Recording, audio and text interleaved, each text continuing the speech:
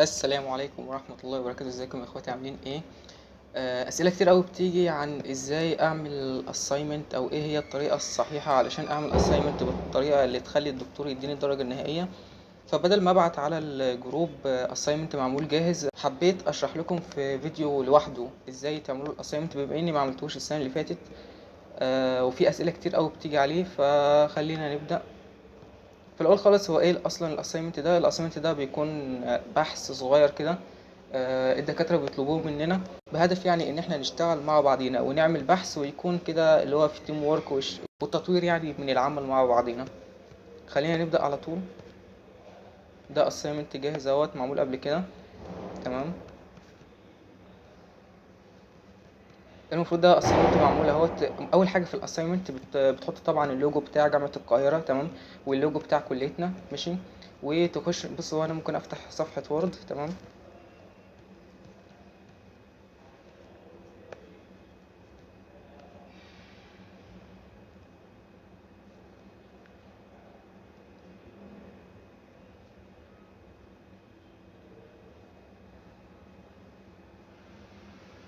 دي صفحة الوورد اهي، دي صفحة وورد جديدة تماما، كأنك هتكتب assignment من البداية خالص. تمام.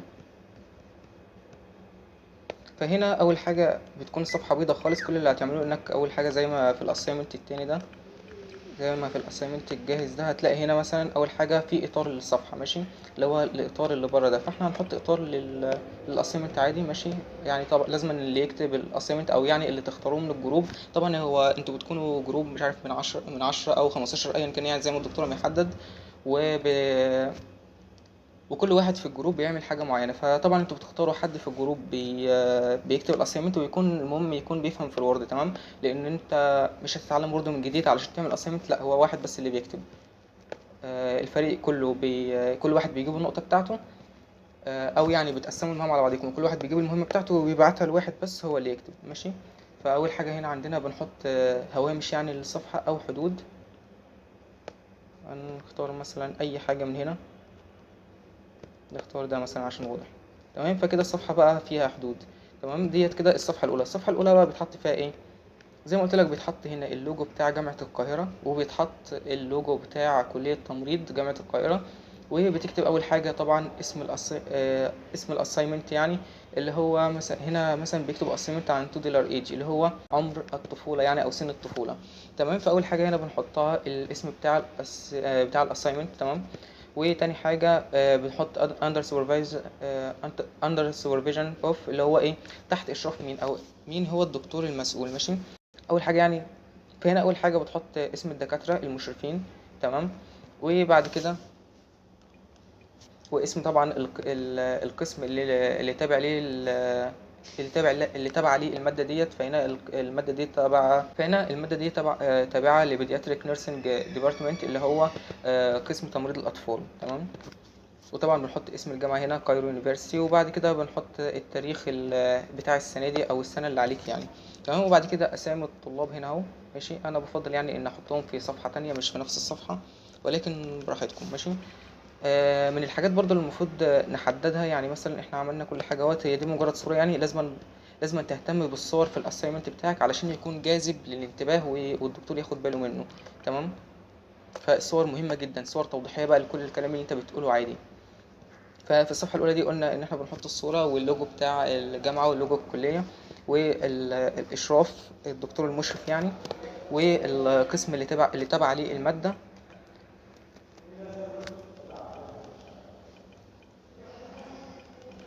وبس كده نخش بقى في الصفحة التانية، واللي هي بنكتب فيها الاوتلاينز، اللي هي العناوين الرئيسية. ايه هي الاوتلاينز؟ انت بتجيب بقى عناوين رئيسية عن الموضوع اللي انت هتكتب عنه، ماشي. مثلا هنا علشان بنتكلم عن assignment عن عمر الطفولة، فطبعا اللي هو الألعاب، ماشي. لو بتكتب مثلا عن الدايرية، ممكن تكتب أول حاجة هنا introduction، ماشي. وبعد كده آه، تكتب مثلا definition of diarrhea، وبعد كده الأعراض بتاعة الدايرية وكل الحاجات ديت، ماشي. ولكن هنا بقى كل assignment ما بيكونش ليه outlines ثابتة يعني. كل assignment بيكون ليه outlines خاصة بيه هو، ماشي. فهنا دولت كام outline؟ دولت 8 هو. طبعا الريفرنس حاجة منهم، ماشي. ولو عايز تزود outlines هنا كان ممكن نحط introduction، وفي الآخر كده نحط conclusion، تمام. ف فهي دي الحاجات هنا توي ماشي، نيم اوف توي ماشي، اسماء الالعاب وايا كان بقى الاوتلاينز اللي مكتوبه دي، فدي مش ثابته في كل اوتلاينز ماشي.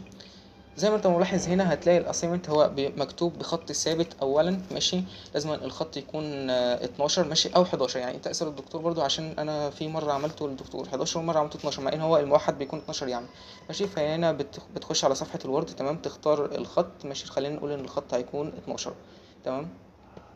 وبتختار كمان هو ده حجم الخط 12، ده حجم الخط. انت لو لاحظت مثلا هنا لو كتبت اي حرفين كده تمام، وجيت حددتهم واخترت على الخط، انت طبعا كل ما بتعلي الخط كل ما بيكبر ماشي. ولكن هو الاسايمنت يعني في المعروف بتاعه انه بيتم على خط 12 ماشي. ولكن مش اي خط بقى، لان هو ده حجم بالنسبه لحجم الخط، ولكن الخط نفسه لازم يكون بنوع تايمز نيوز رومان دوت ماشي، الدكاتره بيطلبوه كده تمام. فالخط ده مختلف اصلا وشكله احسن من الخط العادي. لو احس هتلاقي هنا لو كبرنا شوية هتلاقي اختلاف في الخط، والخط كده افضل يعني. وطبعا للعناوين اللي هي الكبيرة اللي زي كده، كشخص يعني بيكتب وورد لو عايز تكتب العناوين بتكون كبيرة شوية يعني، ما بتكونش كبيرة بس هي بتكون بنفس الخط، ولكن بيكون معمول لها تغميق ماشي. يعني احنا لو دوسنا على حرف البي دوت تمام، هتلاقي الخط كبر شوية، دي نفس الطريقة اللي بيكون مكتوب بها العنوان تمام.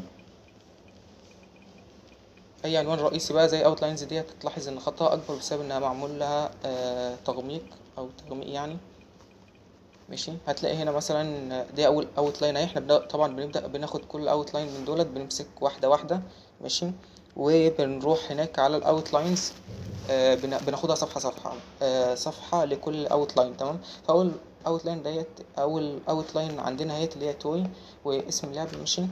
هو دي محطوطة هنا الاتنين اوتلاين في صفحة واحدة، ولكن احنا المفروض بنحط اوتلاين وبعد كده الحاجات بتاعتها ماشي، او المحتوى اللي بينزل تحتيها يعني.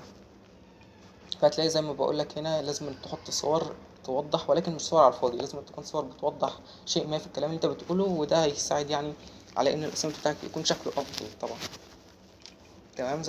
زي ما انت ملاحظ هتلاقي العناوين بحجم كبير ماشي، وبعد كده هتلاقي الخط ثابت، يعني لازم الخط يكون ثابت، ده حاجة ضرورية يعني. هنعدي هتلاحظ زي ما بقولك كده الصور مهمة جدا.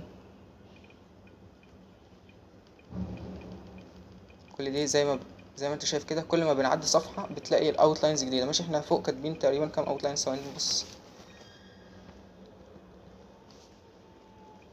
هتلاقي هنا كاتبين 8 اوتلاينز اهو بالريفرنس يعني. فكل صفحة بتاخد اوتلاين الاوتلاين الاولى دي مثلا بتحطها في الصفحة الاولى، وبعد كده الصفحة اللي بعدها على طول ديت، وبعد كده الصفحة اللي بعديها. وطبعا تحت كل اوتلاين بتحط الكونتنت بتاعها او المحتوى اللي انت هتقدمه في الاوتلاين دي.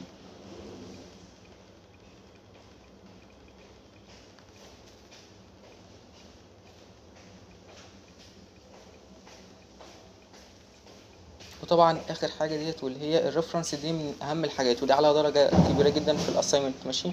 ده غير ان الكلام لازم طبعا يكون منسق بتنسيق مظبوط ماشي.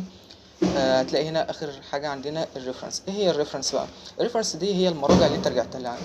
الريفرنس دي هي المراجع اللي انت رجعت لها ماشي، علشان تكتب الكلام ده، لان انت ما بتالفش ماشي، انت ما بتكتبش، انت بتعمل بحث ولكن بحث من مصادر موثوقه تمام، مصادر عارفه هي بتقول ايه.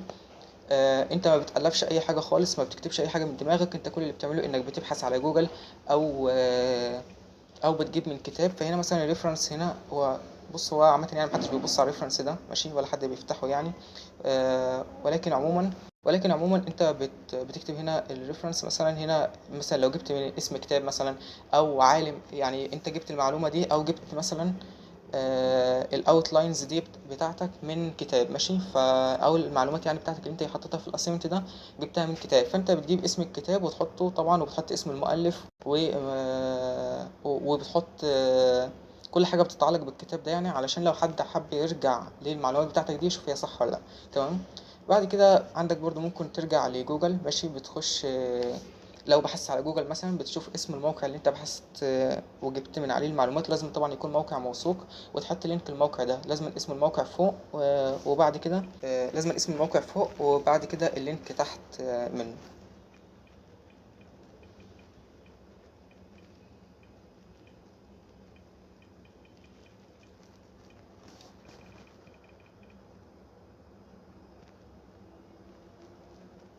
وبس كده متهيألي ده كل حاجة لازم تعرفها. لازم طبعا أأكد لك في الأول خالص، لازم الصور تكون كويسة، مش تكون مرتبطة بالموضوع، دي من أهم الحاجات.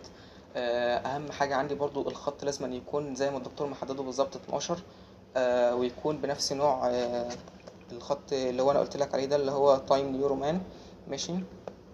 والعناوين الرئيسية طبعا ما بتكونش خطها مختلف ولا حاجة، ولكن بيكون معمول لها تكبير عن طريق العلامة اللي أنا قلت لك عليها دي، اللي أنا صراحة مش فاكر اسمها أوي يعني. وطبعا لو عايز تحط تحت حاجة خط، مثلا لو عاوزنا نحط تحت دي خط، بص دي كلها أساسيات وورد بقى، أنت لازم تكون عارفها، أو الشخص اللي هيكتب الأسايمنت يعني اللي أنتوا هتختاروه من الجروب هو اللي يكون عارفها. تمام. دي كلها كده كده حاجات بسيطة بتاعت وورد، دي أي حد عارف وورد يعني هيعملها ببساطة. قلنا العناوين بتكون معمولة بيلت تقريبا، اللي هو حرف البي ده. بيكون الخط 12، وبيكون الخط من نوع تايم نيو رومان. ماشي. وطبعا كل صفحة بتحط أول أوتلاين مثلا، وبعد كده بتحط الكونتنت بتاعها، وبعد كده تاني أوتلاين والكونتنت بتاعها، والصور مهمة جدا تاني بأكد عليك. وبس كده، أهم حاجة بس يكون الشغل متنسق ومكتوب بطريقة كويسة علشان الدكتور ياخد باله من الشغل يعني. بس كده. اتمنى لو الفيديو عجبكم او غير حاجه، انا بجد يعني انا قعدت اسال كتير او ساعات ما كنت في سنه اولى السنه اللي فاتت يعني مش بعيد، ازاي اعمل اسايمنت يا جدعان، حد يبعت لي اسايمنت. حتى لما سالت الدكتوره قالت لي لا ما ينفعش ابعت لك اسايمنت معمول قبل كده. فانا لو عايزين الاسايمنت ده هبعته لكم عادي، اللي عايزه يسال عليه وانا هبعته له، حتى علشان لو عايز يجرب عليه او يغير حاجه فيه. بس كده. لو عجبكم الفيديو بقى ما تنسوش تعملوا لايك واشتركوا في القناه.